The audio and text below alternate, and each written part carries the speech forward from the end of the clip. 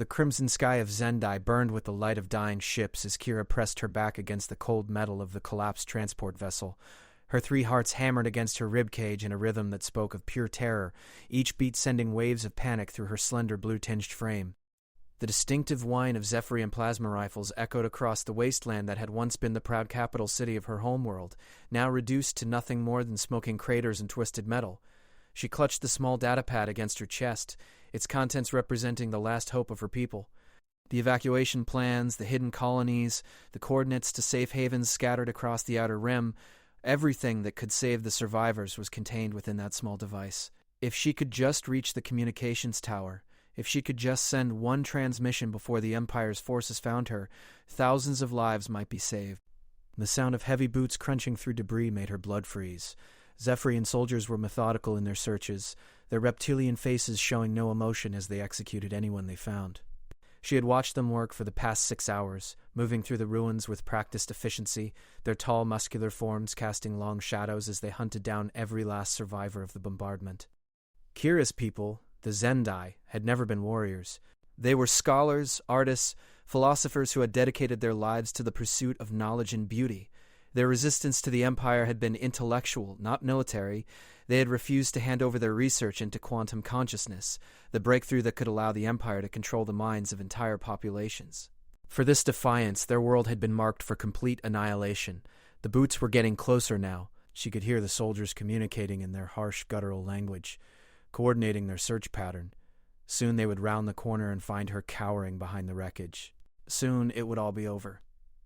A shadow fell across her hiding spot, and Kira looked up to see a massive Zephyrian soldier standing above her, his plasma rifle trained on her head. His scaled skin was a dark green that seemed to absorb light, and his yellow eyes held the cold calculation of a predator that had cornered its prey. Battle armor covered his torso, marked with the insignia of the Empire's elite death squads. "Another survivor," he hissed in the common galactic language, his forked tongue flicking between razor-sharp teeth. "You will tell us the location of your research facilities, or you will die slowly." Kira's voice caught in her throat as she tried to respond.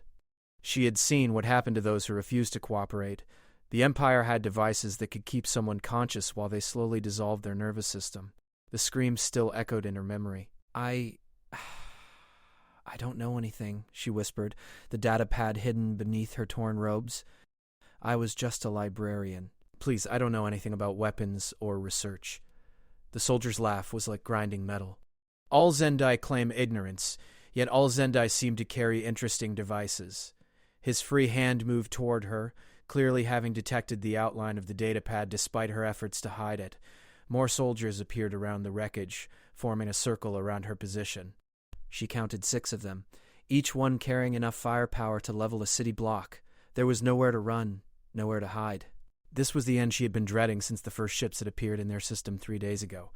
As the lead soldier reached for her, Kira made a desperate choice. She activated the datapad's emergency protocol, hoping against hope that the signal might reach someone, anyone, who could help the survivors. The device grew warm in her hands as it began transmitting everything in a compressed burst toward the nearest communication relay. The soldier's eyes widened in rage as he realized what she had done. "Foolish creature, you have sealed the fate of any survivors hiding in those coordinates." He raised his rifle, the barrel glowing with building energy. "For this betrayal, your death will not be quick." Kira closed her eyes and thought of her family, her friends, all the beautiful things her people had created and all the knowledge they had gathered over millennia of peaceful existence. At least she had tried. At least the survivors would have a chance, however small, to escape to the outer rim and rebuild somewhere far from the Empire's reach. She waited for the burning pain of the plasma bolt, for the sensation of her body dissolving into component atoms. She had heard that death by plasma rifle was instantaneous, but somehow she doubted the soldier would grant her such mercy. Instead, she heard something she had never expected to hear in this moment of her execution. The distinctive crack of a projectile weapon firing, followed by the wet thud of something heavy hitting the ground. Her eyes snapped open to see the lead soldier collapsed beside her, a perfectly round hole punched through his armored skull. Green blood pooled beneath his head, and his yellow eyes stared sightlessly at the burning sky. The other soldiers were shouting in confusion, swiveling their weapons toward the source of the shot, but they seemed unable to locate their attacker. Another crack echoed across the ruins, and a second soldier dropped. Then another. The remaining Zephyrians began firing wildly into the shadows, their plasma bolts lighting up the landscape in brilliant flashes of blue and white, but their shots found only empty air and twisted metal. Within moments, all 6 soldiers lay dead around her, their weapons cooling in the ash-covered ground. Kira stared in shock at the carnage, unable to understand what had just happened. No species she knew of used projectile weapons against Zephyrian armor. The technology was considered primitive and ineffective against their advanced materials. The sound of footsteps approaching made her tense again, but these were different from the heavy, measured tread of the Empire's soldiers. These steps were lighter, more cautious, and somehow less threatening, despite having just killed 6 trained killers in as many seconds. From the shadows of a collapsed building emerged a figure unlike anything Kira had ever seen. It was roughly humanoid in shape, but smaller than a Zephyrian, with pale skin that seemed almost translucent in the strange light of the burning sky. Its hair was a dark brown color that caught the light strangely, and its eyes were a startling blue that reminded her of the deep oceans of her homeworld. Most striking of all, the creature wore no armor, just simple clothing that seemed entirely inadequate for a battlefield. In its hands was a long, primitive-looking weapon that she realized must be some kind of projectile rifle. Despite its archaic appearance, it had just proven devastatingly effective against the Empire's best soldiers. The creature approached slowly, its weapon lowered but ready, and when it spoke, its voice was unlike anything she had heard before. Where Zephyrian voices were harsh and guttural, and her own people's speech was melodic and flowing, this being's voice was somewhere in between, direct and clear, but with an underlying warmth that spoke of genuine emotion rather than calculated response. "Are you injured?" the creature asked in accented but understandable galactic common. "Can you walk?" Kira found herself staring at this unexpected savior, her mind struggling to process what she was seeing. What are you?" she managed to whisper. A small smile crossed the creature's strange flat features. "My name is Marcus Chen, and I'm human. And right now, I'm your best chance of getting off this world alive." The word human meant nothing to her, but something in the creature's Marcus's expression made her believe that he was telling the truth about wanting to help her. She looked around at the dead soldiers, then back at her rescuer. "How did you kill them so easily?" "Their armor is supposed to be invulnerable to primitive weapons." Marcus's smile turned grimmer. "Zephyrian armor is designed to stop energy weapons and disperse projectiles, but a well-placed kinetic round moving at sufficient velocity," he gestured at the fallen soldiers. "Physics is physics, regardless of how advanced you think you are." He extended a hand toward her, and after a moment of hesitation, she took it. His skin was warm and surprisingly soft, not at all like the cool, scaled touch of the reptilian species she was familiar with, or the feathered appendages of the avian races. As he helped her to her feet, she became acutely aware of how gentle his grip was, despite the obvious strength in his arms. "We need to move," Marcus said, scanning the horizon where more lights were beginning to appear. "Reinforcements for the dead patrol. I have a ship hidden about 2 kilometers from here. If we move fast, we can reach it before the next sweep." Kira clutched the datapad tighter, suddenly remembering its contents. "I have information about survivors," she said urgently. "Coordinates for refugee camps. If you can help me transmit this." "Already done," Marcus interrupted, pointing to a small device attached to his belt. "I intercepted your transmission and boosted the signal. Any ships in range would have received it clean and clear." She stared at him in amazement. You were watching the whole time? You could have saved me before they found me?" Marcus's expression grew serious. "I needed to confirm you were worth saving first. When I saw you activate that datapad instead of trying to bargain for your life, I knew you were one of the good ones." The casual way he evaluated life and death should have frightened her, but somehow it didn't. There was something about this human that suggested his decisions, however harsh, were based on a moral framework she could understand and respect. As they began moving through the ruins, staying low and avoiding the searching lights of Zephyrian aircraft, Marcus kept up a steady stream of quiet conversation that seemed designed to keep her calm and focused. "Your people put up a good fight," he said as they navigated around a crater that had once been a beautiful fountain. "Most species surrender after the first bombardment, but the Zendai held out for 3 days.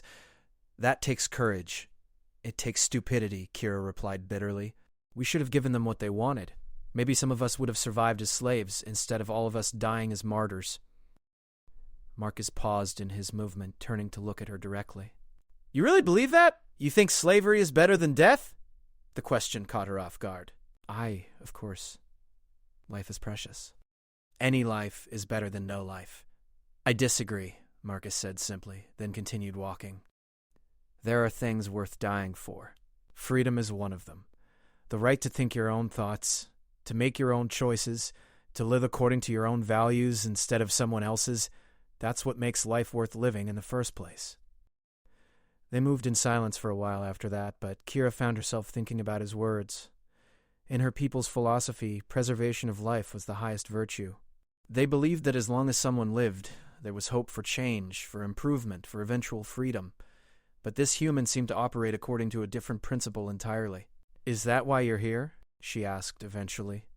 To fight for freedom? Marcus was quiet for so long that she began to think he hadn't heard the question.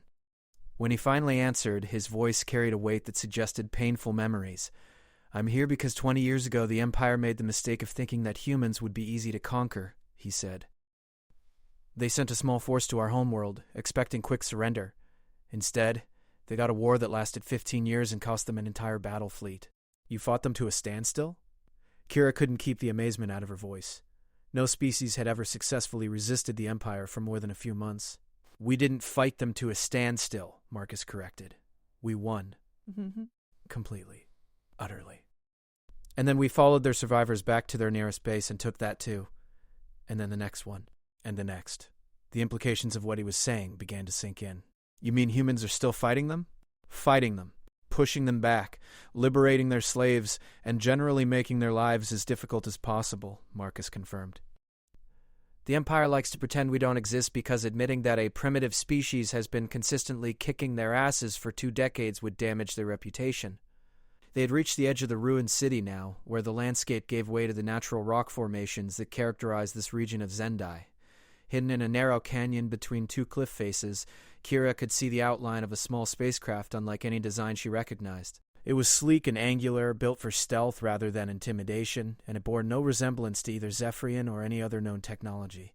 Human design? She asked. Human design, Marcus confirmed. We've learned a few things about shipbuilding in the past 20 years. This particular beauty can outrun anything the Empire has in atmosphere and outmaneuver anything they have in space. As they approached the ship, its boarding ramp descended with a quiet hiss. The interior was cramped but efficient, every surface covered with controls and displays that showed information in strange symbols she couldn't read. Marcus gestured for her to take the co-pilot seat as he began the startup sequence. Where are we going? She asked, strapping herself into the unfamiliar harness. Depends on what you want to do, Marcus replied, as the ship's engines began to hum with power. I can drop you at one of the refugee camps you transmitted coordinates for, or you can come with me to the nearest human base and help us plan rescue operations for the other survivors. The choice surprised her. She had expected to simply be transported to safety and forgotten. You would trust me with the location of your base? Marcus looked at her seriously.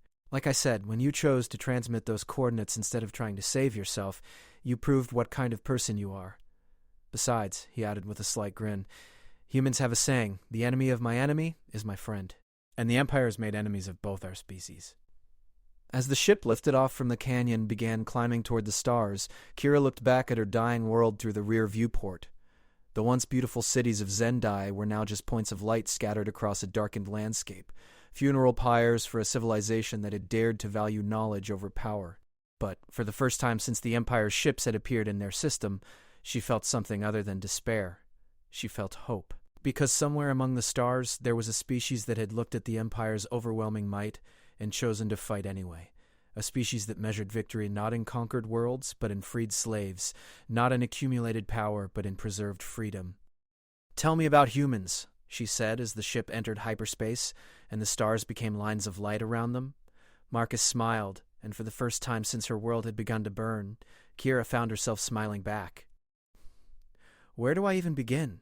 He said. We're stubborn, we're crazy, we don't know when to quit, and we have this annoying habit of picking fights with people who are bigger and stronger than we are. But we're also loyal, we're protective of anyone we consider family, and we really, really don't like bullies. And you consider me family now? The question slipped out before she could stop it. Marcus's expression grew serious again. Anyone who's willing to die to save others is family in my book, he said simply. Welcome to the Resistance, Kira of Zendai. As the ship carried them toward an uncertain but suddenly hopeful future, Kira realized that she had been wrong about death. She had closed her eyes expecting the end. but instead she had found a beginning. The beginning of a friendship, a cause, and perhaps most importantly, the beginning of hope that the Empire's reign of terror might not be as eternal as it seemed. Behind them, Zendai continued to burn, but ahead of them lay the promise that its people, and all the Empire's victims, might one day know freedom again. And for the first time since this nightmare had begun, that seemed like a possibility worth living for. The journey to the human base took 3 days through hyperspace, during which Kira learned more about humanity than she had ever imagined possible. Marcus proved to be an inexhaustible source of stories about his species, each one more incredible than the last. He told her about Earth, a blue-green world where humans had evolved from hunting pack animals, which explained their instinctive cooperation and their relentless pursuit of anything they considered prey. He told her about their history of warfare, how they had spent millennia fighting each other before finally uniting against external threats, how they had developed technology specifically designed to overcome superior odds, and how their entire military philosophy was based on the assumption that they would always be outnumbered and outgunned. He explained their concept of guerrilla warfare, of making every victory cost more than it was worth, of turning an enemy's strengths against them. But what fascinated Kira most were the smaller details. The way humans formed emotional bonds not just with their own species, but with anything they considered worth protecting. How they had domesticated dozens of animal species, not for food or labor, but simply for companionship. How they created art and music and literature that served no practical purpose other than to make life more beautiful. "We're probably the only species in the galaxy that keeps pets," Marcus explained during one of their meal breaks. "Most intelligent life forms see other species as either useful or threatening. Humans see them as potential friends. Is that why you saved me?" Kira asked. "Because you saw me as a potential friend?" Marcus considered this seriously. "Partly, maybe, but mostly because you reminded me of my sister. She would have made the same choice you did, transmitting those coordinates instead of trying to save herself. She always put others first." "Would have?" Kira caught the past tense. Marcus's expression darkened. "She died in the first wave of the Empire's attack on Earth. She was a medic, trying to evacuate a children's hospital when a Zephyrian bomber squadron decided the building looked like a strategic target." The pain in his voice was raw and immediate, despite the 20 years that had passed. Kira had seen grief before, but this was different. Where her people experienced loss as a gentle melancholy, a sad but accepted part of life's natural cycle, Marcus carried his grief like a burning coal in his chest, something that hurt constantly but also drove him forward with inexorable purpose. "I'm sorry," she said, though the words felt inadequate. "Don't be sorry," Marcus replied. "Be angry. Grief fades, but anger, righteous anger, can fuel you for a lifetime." When they finally dropped out of hyperspace, Kira's first view of the human base left her speechless. Where she had expected some kind of hidden outpost or disguised asteroid station, she instead found herself looking at what could only be described as a mobile fortress. The structure was massive, easily the size of a small moon, but it moved through space with the grace and purpose of a living thing. The design was unlike anything in the galactic databases. Instead of the smooth, organic curves favored by most advanced species, or the angular brutalism preferred by the Empire, human architecture seemed to blend the two approaches into something uniquely functional. Every surface served multiple purposes: armor plating that also functioned as sensor arrays, weapon batteries that doubled as communication relays, and hangar bays that could convert into manufacturing facilities on demand. "Welcome to Freedom Station," Marcus said with obvious pride in his voice. "Home to approximately 50,000 humans and another 100,000 refugees from across the galaxy. It's completely self-sufficient, fully mobile, and heavily armed enough to take on an Imperial battlecruiser." "How is that possible?" Kira breathed. "The resources alone to build something like this. Salvage, mostly," Marcus admitted. "Every Imperial ship we destroy, every captured base we liberate, every piece of technology we can reverse engineer, it all goes into making us stronger. Humans are very good at taking other people's toys and making them work better." As their ship approached one of the massive hangar bays, Kira could see dozens of other vessels moving in and out of the station. Some were clearly human designs, sleek and predatory, but others were modified ships from dozens of different species, captured Imperial vessels, refugee transports, and even some designs she didn't recognize at all. The hangar they entered was a marvel of organized chaos. Technicians from multiple species worked side by side on various ships, their different physiologies and specialties complementing each other in ways that would have been impossible under the Empire's rigid hierarchy. She saw tall, spider-like arachnids using their multiple limbs to work on complex wiring alongside stocky, bear-like ursoids whose massive strength made heavy lifting effortless. But what struck her most was the atmosphere. These beings weren't working together because they had been forced to. They were cooperating because they wanted to. She could see it in their body language, hear it in their conversations, sense it in the way they moved around each other with practiced familiarity. "First time seeing a truly integrated society?" Marcus asked, noticing her stare. "The Empire keeps its subject species separated," Kira confirmed. "They claim it prevents conflict, but really it prevents cooperation, divide and conquer. Classic authoritarian tactic," Marcus agreed. "Humans learned about that the hard way. During our own history, we've made that mistake before, and we're determined not to make it again." As they disembarked from the ship, Kira was immediately struck by the station's atmosphere. The air was clean and warm, with subtle scents that reminded her of growing things rather than the recycled sterility she was used to on spacecraft. The lighting was warm and natural-looking, nothing like the harsh blue-white illumination favored by most space installations. A small group approached them across the hangar deck, and Kira's first impression was of incredible diversity. The leader was clearly human, a tall woman with steel-gray hair and the kind of bearing that suggested she was used to command.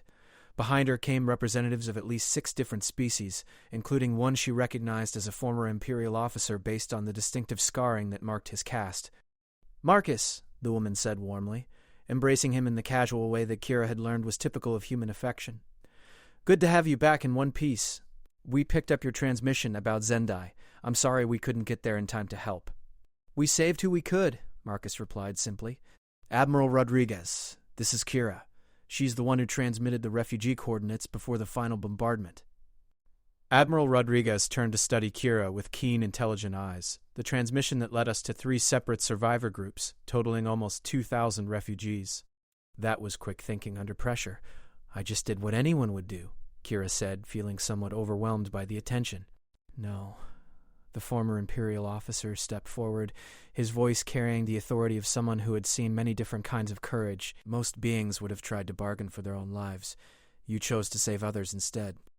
That is not common, regardless of species." The officer introduced himself as Commander Threx, formerly of the Imperial Navy, now Chief of Intelligence for the Human Resistance. His story, which he shared as they made their way through the station's corridors, was one that Kira was beginning to realize was typical of the beings who found their way to Freedom Station.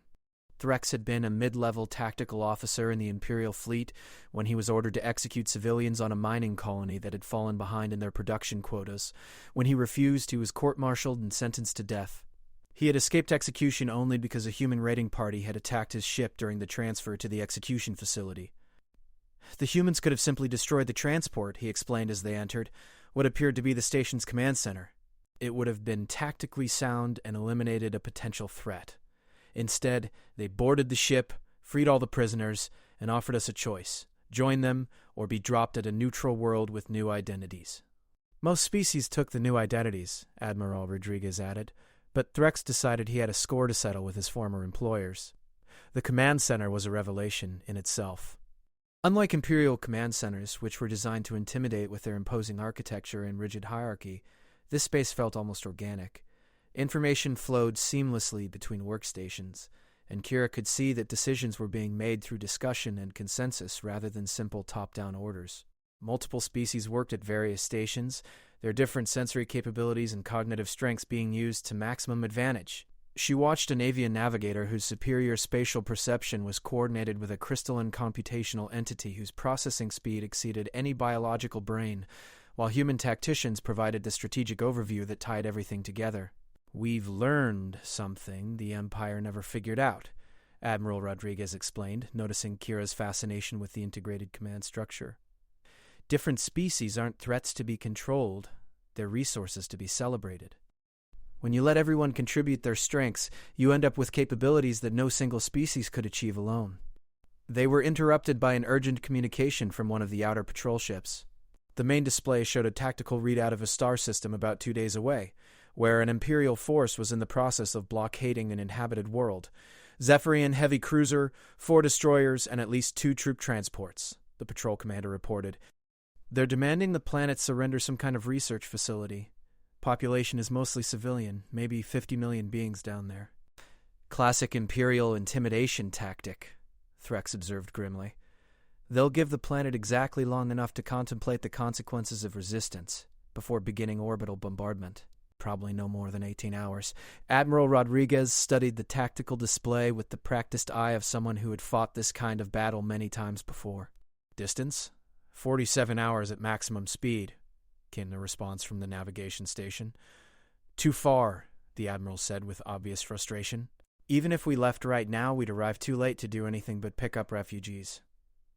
Kira found herself studying the display, her mind working through the tactical problem with the kind of analytical thinking that had made her people such effective scholars. What if you didn't try to fight them directly? She asked quietly. The conversation around the command center stopped as everyone turned to look at her. She felt her face flush with embarrassment at the sudden attention, but Admiral Rodriguez gestured for her to continue.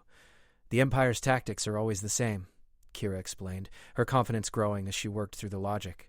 They depend on fear and the appearance of overwhelming force. But what if that appearance was revealed to be false? Go on, Threx said, his scarred face showing interest. Imperial commanders are promoted based on successful intimidation as much as actual combat ability, Kira continued. They're used to enemies who either surrender immediately or fight conventional battles they can't win. They're not prepared for, she paused, searching for the right word, psychological warfare, Marcus finished with a grin. You're thinking like a human already. Admiral Rodriguez leaned forward. What did you have in mind? Kira pointed at the display. The Imperial force is positioned to intimidate the planet, which means they're deployed for maximum visual impact, not maximum tactical efficiency. They're vulnerable to exactly the kind of attack they're not expecting. Over the next several hours, Kira found herself at the center of planning sessions that redefined her understanding of what warfare could be. The humans didn't just fight their enemies. They studied them, understood their psychology, and then attacked their weaknesses in ways that went far beyond simple military tactics. The plan they developed was audacious in its complexity and breathtaking in its simplicity.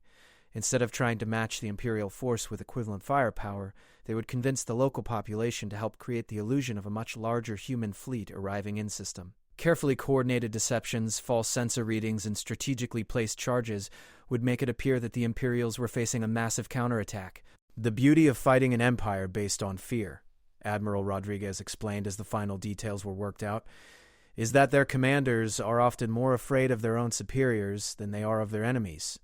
An Imperial captain who loses ships in an honorable battle faces demotion. One who retreats in the face of superior force faces execution. You're going to convince them to retreat without firing a shot? Kira asked in amazement. If we're lucky, Marcus said. If we're unlucky, we'll have to kill them all. But either way, that planet stays free. As Freedom Station changed course toward the threatened world, Kira realized that she was witnessing something unprecedented in galactic history. For the first time since the Empire had begun its expansion, someone was fighting back not just with superior technology or overwhelming force, but with superior strategy, superior cooperation, and most importantly, superior motivation. The humans fought for freedom and the protection of the innocent. And as the massive station accelerated toward its destination, Kira began to understand that this difference might be the key to everything. She thought about her people, scattered now across refugee camps throughout the galaxy, and wondered what they might accomplish if they had hope again. If they believed that resistance was possible, that the Empire could be beaten, that freedom was more than just a beautiful dream. Admiral, she said as the command staff prepared for the operation ahead, after this mission, I'd like to formally request to join your cause. Admiral Rodriguez smiled, and Kira saw in that expression the same warmth that had first drawn her to Marcus. Welcome to the Resistance, Kira of Zendai. Let's go save a world. The plan to save the world of Kellara required precision timing that would have been impossible without the kind of multi-species cooperation that Freedom Station had perfected.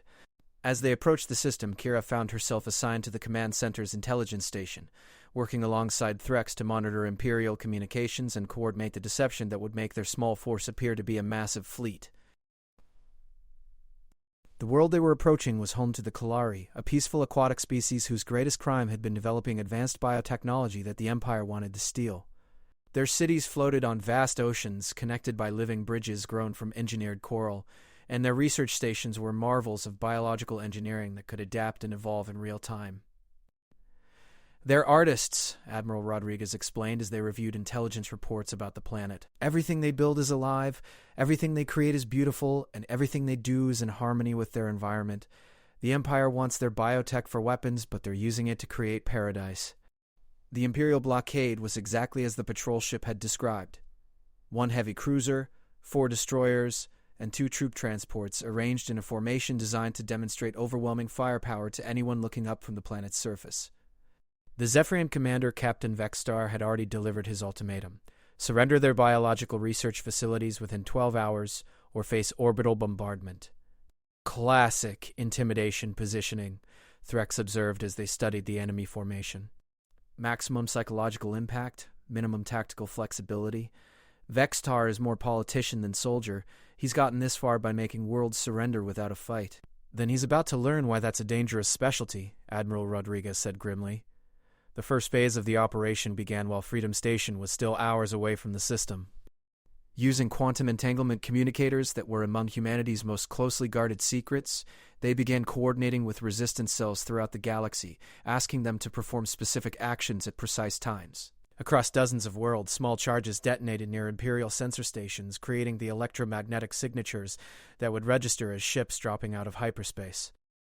Resistance hackers infiltrated Imperial communication networks, inserting false sensor readings and doctored reports that suggested massive human fleet movements toward the Kalara system. Meanwhile, Kira worked with the station's information warfare specialists to create a false identity for Freedom Station itself. Using a combination of holographic projectors and sensor jammers, they made the massive fortress appear on Imperial sensors as a small cargo hauler, one of thousands that moved through space every day beneath the notice of military commanders focused on larger threats. The beauty of this approach, explained Dr. Sarah Kim, the human cyber warfare expert who was coordinating the deception, is that we're not actually lying to their sensors. We're just making sure they see what they expect to see instead of what's actually there. As they entered the Kalara system, Kira watched the Imperial formation on the main display with a mixture of anticipation and dread. Everything depended on precise timing and the psychology of a Zephyrian commander they had never met. If Captain Vexstar was more cautious or more suspicious than their intelligence suggested, the plan would collapse and they would find themselves outnumbered and outgunned in a conventional battle they couldn't win. The first indication that their deception was working came from intercepted Imperial communications. Captain Vexstar's voice, tense with confusion, could be heard demanding clarification from his sensor operators about the conflicting reports they were receiving. Multiple contacts dropping out of hyperspace at the system edge, his tactical officer reported. Configuration unknown, but mass readings suggest capital ships. At least 20 contacts, possibly more. Impossible, Vexstar's voice crackled through the comm system. Intelligence said the nearest human force was weeks away. Sir, we're also receiving reports of human fleet movements in 17 other systems, his communications officer added. Command is requesting immediate tactical assessment. Threx smiled grimly as he monitored the transmissions. He's starting to panic. Vexstar built his career on overwhelming weak opponents. He's never faced a situation where the enemy might actually fight back effectively. The second phase began as Freedom Station continued its approach, still disguised as a harmless cargo vessel. On the planet below, the Kalari had been busy implementing the instructions that Admiral Rodriguez had transmitted to them through hidden channels. Their living cities began to glow with bioluminescent displays that created massive geometric patterns visible from orbit, patterns that exactly matched the recognition signals used by human fleet formations. They're lighting up the whole planet like a landing beacon, Marcus observed with admiration as he monitored the surface displays. Either the Kalari are the bravest species in the galaxy, or they trust us completely. Both, Kira said quietly. She had been in communication with the Kalari leadership throughout the approach, and their calm determination reminded her of her own people in their final hours. They're tired of being afraid. They want to fight back, even if they die trying. Captain Vexter's voice grew increasingly agitated as more reports reached his ship.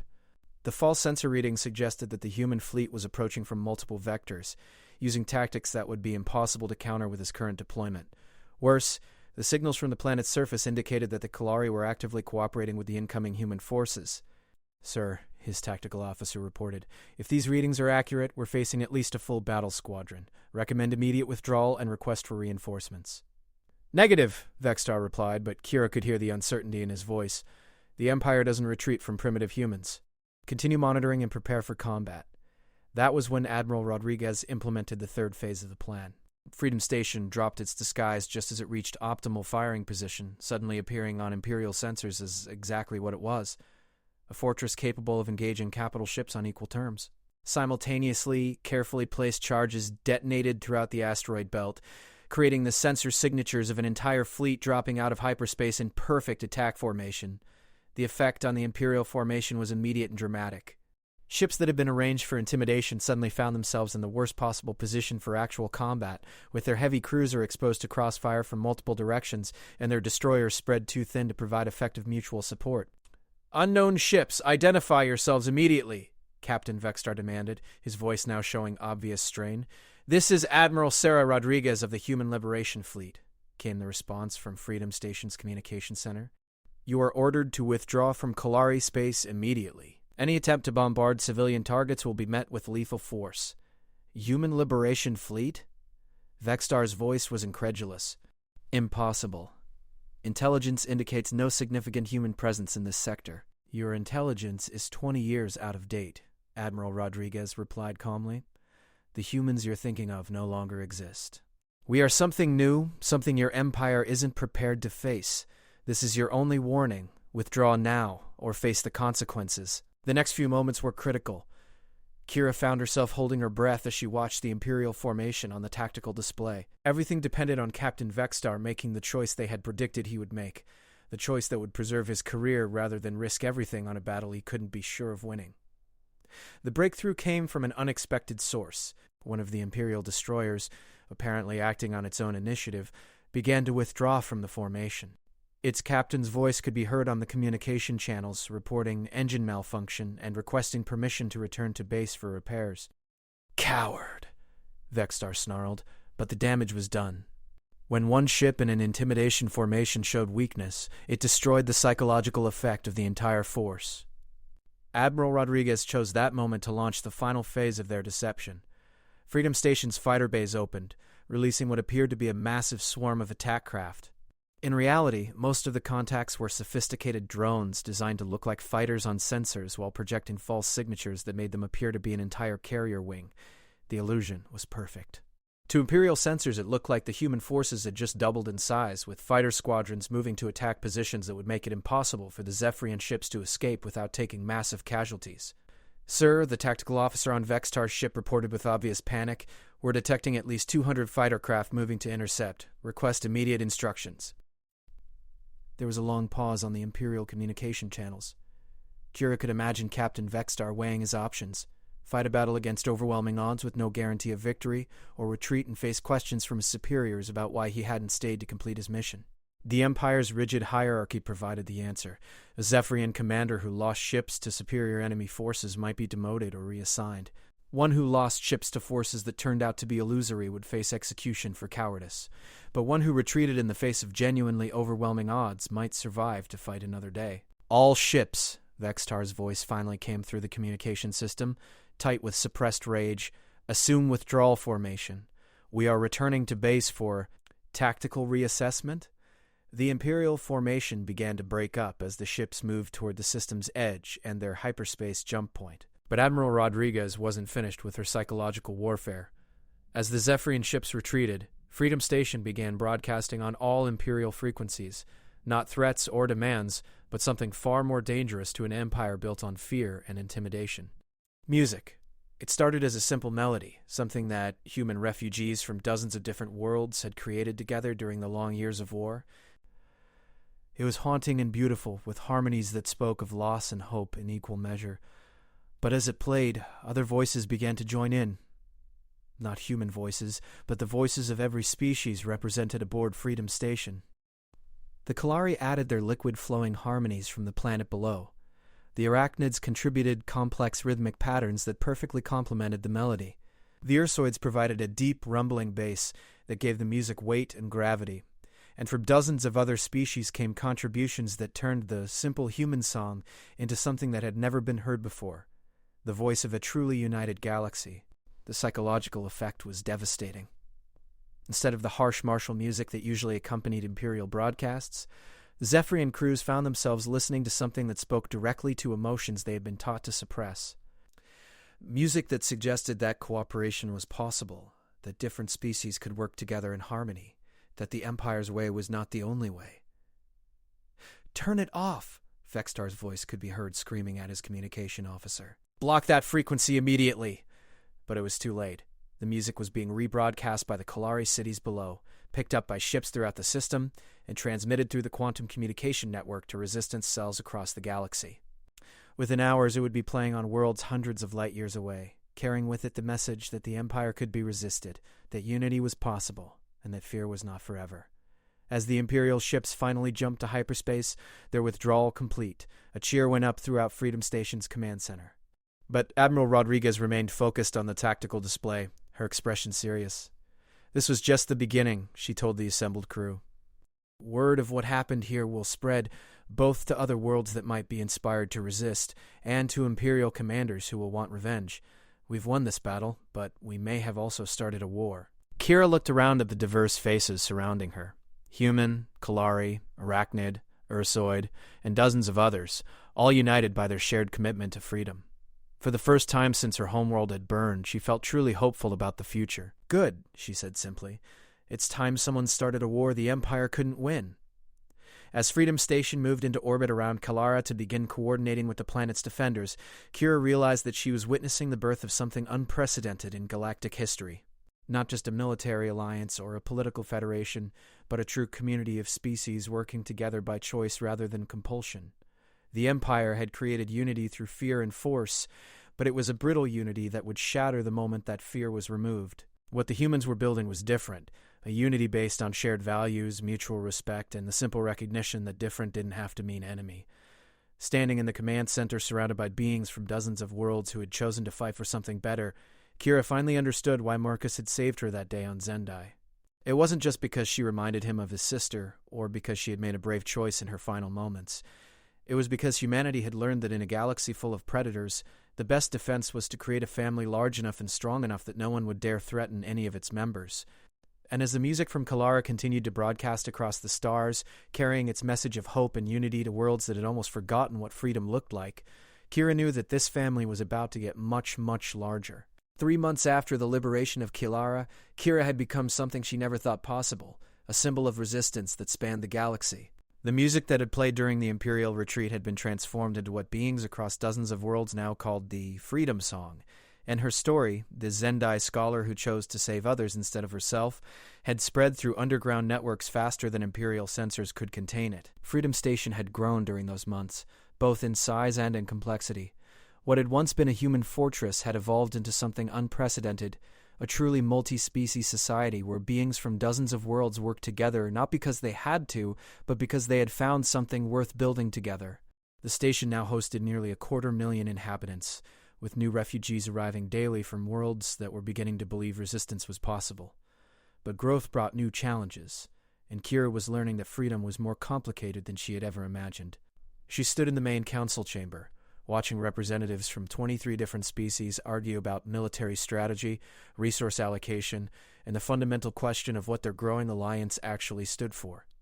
"We cannot continue to operate defensively," argued Commander Zara, a tall, crystalline being whose species had been enslaved by the Empire for over a century. "Every world we liberate inspires 3 more to resist, but also prompts the Empire to crack down harder on those they still control. We must take the fight to their core systems."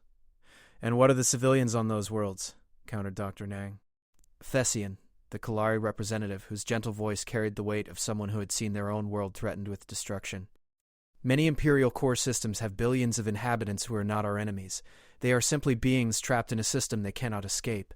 Admiral Rodriguez presided over the debate with the patience that had made her an effective leader of the diverse coalition, but Kira could see the strain in her expression. Leading humans was one thing. They shared common cultural frameworks and understood each other's motivations. Leading alliance of dozens of species, each with their own values, fears, and definitions of acceptable risk, was something entirely different. "The question we're really debating," Admiral Rodriguez said finally, "is whether we're fighting a war of liberation or a war of conquest. And that question will define what we become after this conflict ends." Threx, who had been silent during much of the debate, finally spoke up.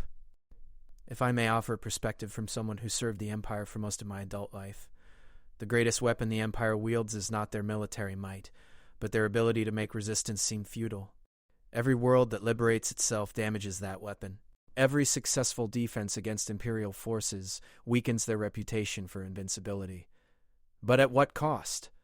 The voice belonged to Elder Cathara, whose spider-like species had joined the Alliance after Imperial forces had strip-mined their homeworld for rare metals. My people are extinct as a functioning civilization. We have perhaps 10,000 survivors scattered across refugee camps. What good is inspiration to the dead? The chamber fell silent. It was a question that haunted every discussion about strategy, every decision about which worlds to defend and which battles to fight. The Empire commanded resources beyond easy calculation. Thousands of worlds, millions of ships, trillions of beings either serving willingly or under compulsion. The Alliance, no matter how inspiring, was still vastly outnumbered. Kira found herself rising from her seat before she had consciously decided to speak. All eyes in the chamber turned to her, and she felt the weight of their attention like a physical force. But she had learned something during her months aboard Freedom Station, something that she felt needed to be said. "I've been thinking about something Marcus told me when he first rescued me," she began, her voice carrying clearly through the chamber's acoustic design. "He said that humans measure victory not in conquered worlds, but in freed peoples. Not in accumulated power, but in preserved freedom." She paused, gathering her thoughts. "But I think we've been asking the wrong question. We're debating whether to fight defensively or offensively, whether to prioritize inspiration or military effectiveness.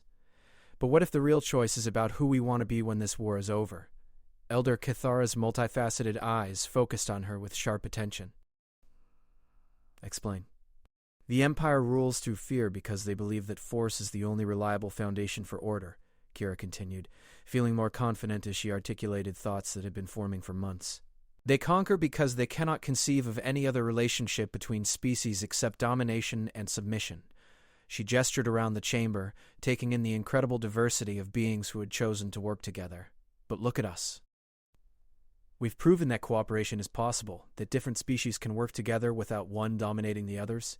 We've created something the Empire insists is impossible, a truly voluntary alliance." "And?" Commander Zara's crystalline form shimmered with impatience. "How does that help us win?" "Because winning isn't about defeating the Empire," Kira said, the realization crystallizing as she spoke. "It's about making the Empire irrelevant. Every world we liberate proves that their way isn't the only way. Every alliance we build demonstrates that voluntary cooperation is stronger than forced obedience. Every victory we achieve through unity rather than conquest shows the galaxy that there's an alternative." Admiral Rodriguez leaned forward, her expression thoughtful. "You're talking about a war of ideas as much as a war of ships and weapons." "Exactly," Kira confirmed. "The Empire's greatest strength is that most beings believe they're inevitable, the resistance is futile, that the choice is between imperial rule and chaos. But we've proven that's not true. We've built something better, a community where different species contribute their strengths instead of being reduced to their weaknesses." Dr. Thessian's gentle voice carried a note of hope. "If other worlds could see what we've built here, if they understood that cooperation doesn't require submission, they'd stop being afraid," Threx concluded, his scarred features showing the first expression of real optimism Kira had ever seen from him. "And an empire built on fear cannot survive the absence of fear." The debate that followed was different in tone from what had come before. Instead of arguing about military tactics, the council began to discuss something unprecedented: how to wage a war whose primary goal was not to destroy the enemy, but to make their entire worldview obsolete. They talked about establishing what they called demonstration worlds, planets where refugees from multiple species could build new societies based on cooperation rather than hierarchy. They discussed the creation of cultural exchange programs that would allow beings to experience what life was like in a truly integrated community. They planned communication networks that could spread not propaganda, but simple truth about what was possible when different species chose to work together. But perhaps most importantly, they began to plan for what would happen after the war ended, not with the Empire's destruction, but with its transformation into something that respected the autonomy and dignity of all species. It was during these discussions that the emergency alert sounded throughout the station. Admiral Rodriguez's expression immediately became grim as she received the urgent communication that had triggered the alarm. "Imperial Grand Fleet movement," she announced to the chamber. "Intelligence suggests they're massing for a major offensive, not against any specific world, but against us directly." The tactical display that materialized in the center of the chamber showed a formation that dwarfed anything the Empire had deployed in decades. Hundreds of capital ships, thousands of smaller vessels, and enough troop transports to invade and occupy a dozen worlds simultaneously. All of it focused on a single target, the destruction of Freedom Station and everything it represented. "They're not trying to reconquer territory," Threx observed as he studied the intelligence data. "They're trying to crush the symbol of resistance before it can spread any further." "How long do we have?" Elder Cathara asked. 6 days, Admiral Rodriguez replied grimly. "Maybe 7 if they encounter delays during their coordination phase." The chamber erupted in urgent discussion as representatives began calculating evacuation possibilities and defensive strategies. But Kira found herself thinking about something else entirely, the music that had played during the liberation of Kalara, and how it had carried a message of hope across the galaxy.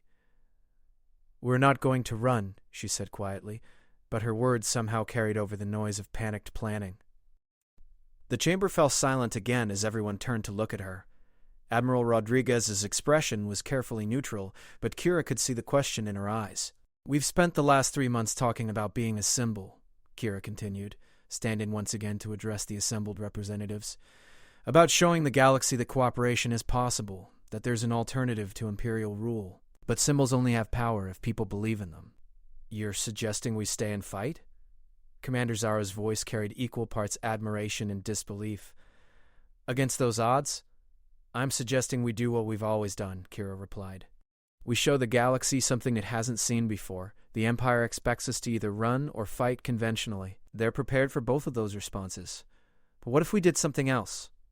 She walked to the tactical display, studying the massive Imperial formation with eyes that had learned to think strategically during her months aboard the station. "What if instead of trying to defeat them, we invited them to join us?" The silence that followed was profound.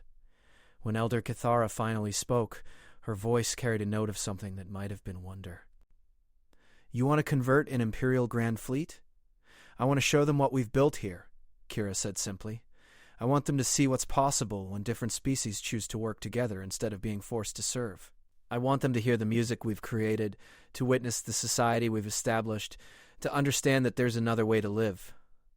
And if they refuse," Theshian asked gently, "then we fight," Kira said with quiet determination. "But we fight as we've lived together, unified, protecting what we've built rather than trying to destroy what they represent. And we broadcast everything that happens to every world in the galaxy so that everyone can see the difference between a society based on fear and one based on hope." Admiral Rodriguez smiled, and in that expression Kira saw the same warm determination that had first drawn her to Marcus all those months ago. "You know this is insane, don't you? Even if we could convince some of their crews to defect, we'd still be facing impossible odds." "The best plans usually are insane," Kira replied, remembering another conversation from her early days aboard the station. "Besides, humans have a saying about picking fights with people who are bigger and stronger than they are." "That we do," Admiral Rodriguez confirmed. "And it's served us well so far." As the council session broke up and the various representatives returned to their quarters to prepare for the most crucial 6 days in the history of their alliance, Kira found herself standing alone in the chamber, staring at the tactical display that showed the approaching Imperial fleet. Marcus appeared beside her as she had somehow known he would. "Having second thoughts about your grand plan to convert the Empire through the power of friendship and music?" "Every second," Kira admitted. "But what's the alternative? Run away and spend the rest of our lives hiding? Fight a conventional battle we can't win? Or trust that the community we've built here is strong enough to inspire others, even our enemies?" Marcus was quiet for a long moment, studying the display with the same analytical expression she had learned to associate with humans processing complex tactical problems. "You know what the crazy part is?" he said finally. "I think you might actually be right. Not about converting the whole fleet. That really would be insane. But about showing them something they've never seen before, something that might plant seeds of doubt about everything they've been taught to believe." "Seeds of doubt," Kira repeated thoughtfully. "Sometimes that's all it takes to start a revolution." As Freedom Station began its preparations for the most important battle in its history, Kira realized that she was no longer the frightened refugee who had been rescued from the ruins of Zendai. She had become something new, not just a survivor but a builder, someone who believed that the future could be different from the past if people were willing to fight for something better than mere survival. In 6 days, the Empire would arrive with enough firepower to reduce Freedom Station to component atoms, but they would also arrive expecting to face an enemy. Instead, they would encounter something the Empire had spent centuries trying to convince the galaxy was impossible. A living demonstration that cooperation was stronger than conquest, that diversity was a source of strength rather than weakness, and that freedom was worth any price. The next 6 days would determine not just the fate of Freedom Station, but the future of the galaxy itself. And for the first time since her world had burned, Kira found herself looking forward to what came next. The Imperial Grand Fleet arrived precisely on schedule, emerging from hyperspace in a formation designed to inspire maximum terror. Nearly 2,000 ships arranged in perfect geometric patterns that spoke of overwhelming power and absolute discipline. At the center of the formation rode the flagship Dominator's Fist, a massive dreadnought that dwarfed even Freedom Station and carried enough firepower to crack continents. Kira stood in the command center, watching the tactical display with a mixture of awe and determination. The past 6 days had been spent in frantic preparation, but not the kind of preparation anyone expected. Instead of readying weapons and shields, the station's inhabitants had been practicing something unprecedented in galactic military history, a coordinated cultural demonstration designed to show their enemies exactly what kind of society they had built. "All ships, this is Grand Admiral Thiss of the Imperial Navy," came the transmission from the enemy flagship. The voice was cold and arrogant, carrying the absolute certainty of someone who had never known defeat. "You are ordered to surrender immediately. Any resistance will result in the complete annihilation of your terrorist organization." Admiral Rodriguez stepped forward to the communication console, her bearing calm and confident despite the impossible odds they faced. "This is Admiral Sarah Rodriguez of Freedom Station. Grand Admiral Thiess, you are welcome to dock and tour our facilities. We believe you'll find what we've built here quite interesting." The silence that followed was profound. Across the Imperial fleet, Kira could imagine commanders staring at their communication screens in bewilderment. In the entire history of the Empire, no enemy had ever responded to an ultimatum with an invitation to visit. "You mock us with your insolence," Pythus finally replied, his voice tight with fury. "Prepare to be reduced to atoms." "We're not mocking anyone," Admiral Rodriguez replied calmly. "We're simply offering you the chance to see something remarkable. Grand Admiral, when was the last time you saw 23 different species working together voluntarily? When did you last hear music created by beings who chose cooperation over conquest?" As if on cue, the same music that had played during the liberation of Kellara began to broadcast from Freedom Station's communication arrays, but it had evolved during the past months, growing richer and more complex as new species added their voices to the harmony. The result was something that had never existed in galactic history, a song that spoke in the voices of dozens of worlds, unified not by force, but by shared hope. The effect on the Imperial fleet was immediate and visible. Communication channels that should have remained disciplined and military began to carry voices asking questions, requesting clarification, demanding to know what they were hearing. Kira watched the tactical display and saw something unprecedented, hesitation in an Imperial formation. "Interesting," Threx observed from his position at the intelligence console. "Their formation is starting to lose cohesion. Some ships are maintaining position, but others are drifting closer to get a better look at us." "The music is working?" "Doctor?" Theshan asked hopefully. "Music is universal," Marcus replied from his station. "Every species that develops intelligence also develops some form of aesthetic expression. The Empire suppresses that in their subject peoples, but they can't suppress the recognition of beauty when they hear it." Grand Admiral Thiss's voice cut through the music with obvious strain. "All ships maintain formation. Do not be deceived by terrorist propaganda." But his orders were being questioned now, and everyone in Freedom Station's command center could hear it in the background chatter on Imperial frequencies. Captains were asking their crews what they were hearing. Soldiers were wondering aloud why the enemy was playing music instead of shooting. Most importantly, beings who had spent their entire lives accepting that the Empire's way was the only way were being confronted with undeniable evidence that alternatives existed. "Phase 2, Admiral Rodriguez ordered quietly.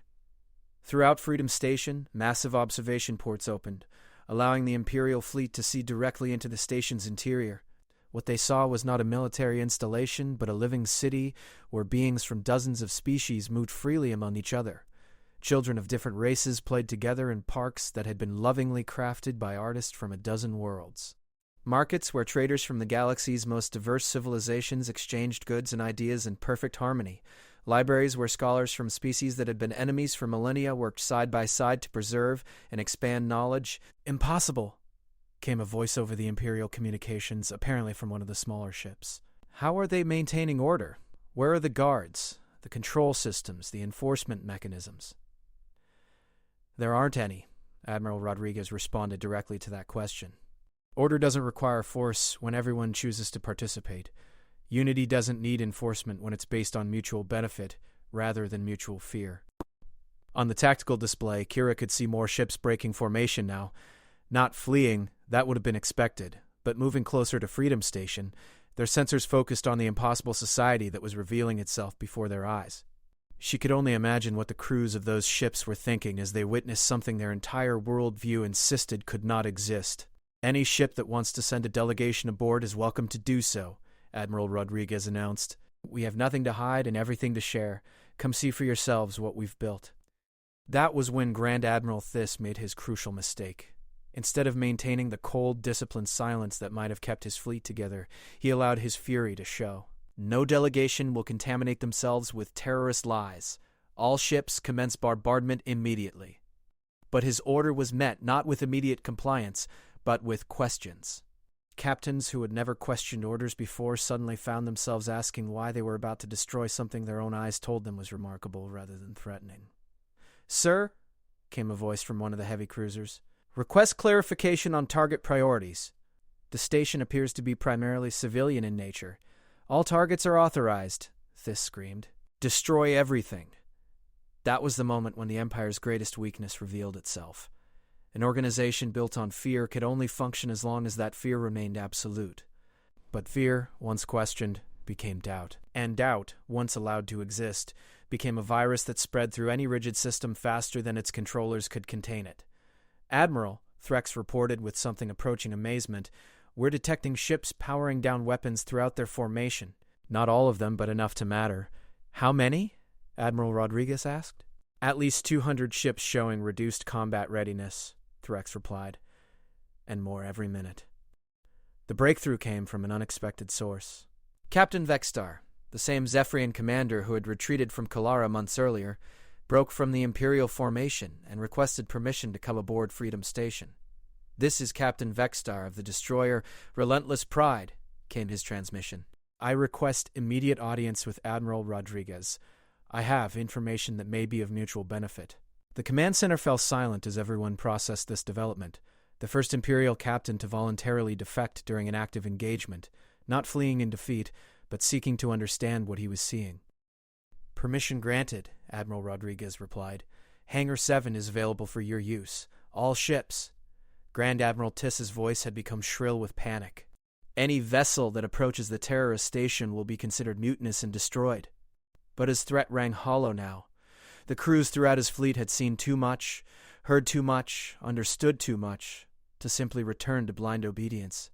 When beings who had been taught that cooperation was impossible witnessed it happening before their eyes, when soldiers who had been told that unity required conquest saw unity based on choice, the fundamental assumptions that held the Empire together began to crumble. Captain Vextar's meeting with Admiral Rodriguez was broadcast throughout both fleets, Imperial and Alliance, via quantum communication links that could not be jammed or blocked. What followed was not a military debriefing, but something unprecedented in galactic history, a conversation between former enemies about what kind of future they wanted to build together. "I have served the Empire for 30 years, Vextar said, his scarred features showing emotions that Imperial discipline had never permitted him to express. "I have conquered 17 worlds, enslaved millions of beings, and believed that this was the natural order of the universe.